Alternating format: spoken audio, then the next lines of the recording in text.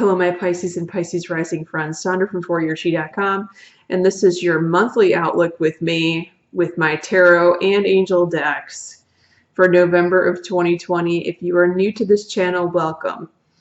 If you haven't subscribed, please do, and click the notification bell. I do 2 drawings a month.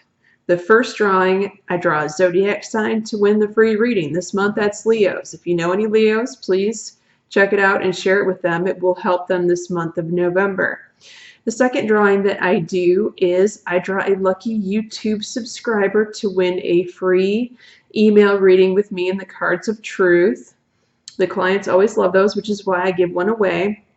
Make sure that your subscriptions are set to public. If they're not public, I can't see your YouTube channel name from my end. And also make sure that you check the weekly videos, because I will announce the winner in one of my weekly videos every month. Okay, so having said all of those things, let's look at your November. Now, for those of you that are new, also, I do halfsies. So I have 27 cards on this table. We do 15 of the cards here on YouTube. The remaining is in the extended reading, the link below, and I will tell you what we're going to look at before this video ends. First house, sacral chakra. So this is saying that you are going around at the beginning of November saying to yourself, you want, you want, you want, you don't have. For many of you, this is going to be talking about a relationship. Perhaps you're not in a relationship, you're newly broken up from someone, and you are desiring this person or someone like this person, right?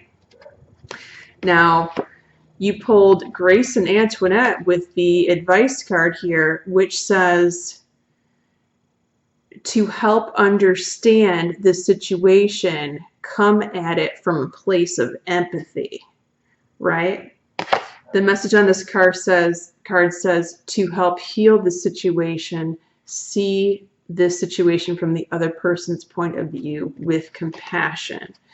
So right off the bat here, this feels like, you know, some sort of wound that's happening to the Pisces. I'm sorry to hear about that, but it's going to get better as the month goes on, and I will talk about that a little bit later. I see something cool coming up for you guys. Speaking of cool, let's talk about your money, victory, and success. All right, so you guys had a very awesome message last month about money, and apparently it's here to stay for the month of November. So you guys you're slaying it in the money sector again, and the sector of your stuff, the things that you own, right? This is incredible. And you have Xana here to tell you, don't worry, you are protected. Your money's protected. Your stuff is protected. Perhaps you've bought my protection video many moons ago, and you guys are utilizing that every day. And if so, good for you. Keep up the good work. Your third house, crown chakra. Ooh. So this is talking about a sibling, brother, sister, or someone that you consider a brother or sister. And this could even be talking about your connection with your brother or sister. This is a psychic connection where your crown chakras are hooked up with one another. You could be sending each other blocks of thoughts. This is telepathy. This is where it comes from. If you do not have this connection with your brother or sister, then your brother or sister has a connection with someone, and they are experiencing this right now in the month of November. Now, the angel message here is Isaiah, and Isaiah says it's a good time to birth new things. It is a good time to give birth to new ideas and situations in your life. I am watching over you, guiding you, and protecting you during these changes. So whatever information comes from this crown chakra, this could also be a guide, right? This could be a spirit guide coming to your brother or sister that gives them new information that helps them birth some new creative project. That's exciting. Your house of home. where you currently live, partnerships and alliances. So this is you making an agreement with someone in your home. It could be making an agreement with a new roommate, bringing a new roommate in. It could be selling your home, because this is my contract card. It could be buying a new home, right?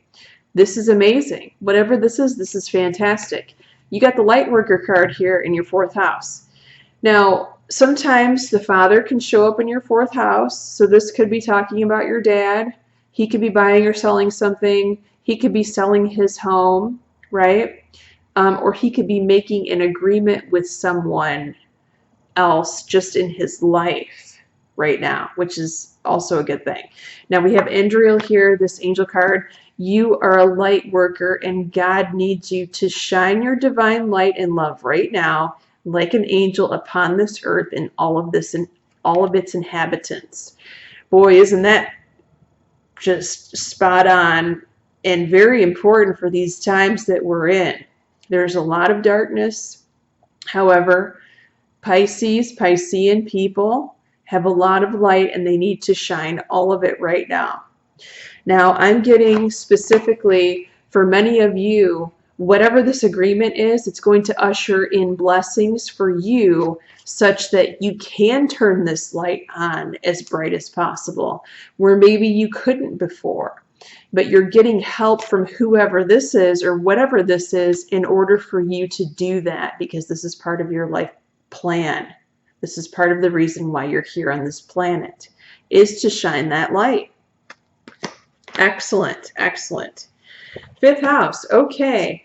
So 5th house, rules your dating life, rules your social circle. Sometimes a child can show up in the 5th house. You have, dun dun dun, new beginnings. Are you a single Pisces? This could definitely be the beginning of a new relationship for you. Now, you pulled a child card here. This is very interesting in your 5th house. Rosetta says you have a gift for working with young people. Your divine purpose involves helping, teaching, or parenting a child. For some of you, this is talking about a new child that's coming into your future. Now, maybe not right away, but maybe in the longer term future, that you're going to have a child with this new person, this relationship. This could also be talking about this is a new beginning for your child, because the child showed up here. And this could also be talking about meeting new friends who have children, and you are there to help them or to help raise this child in some capacity.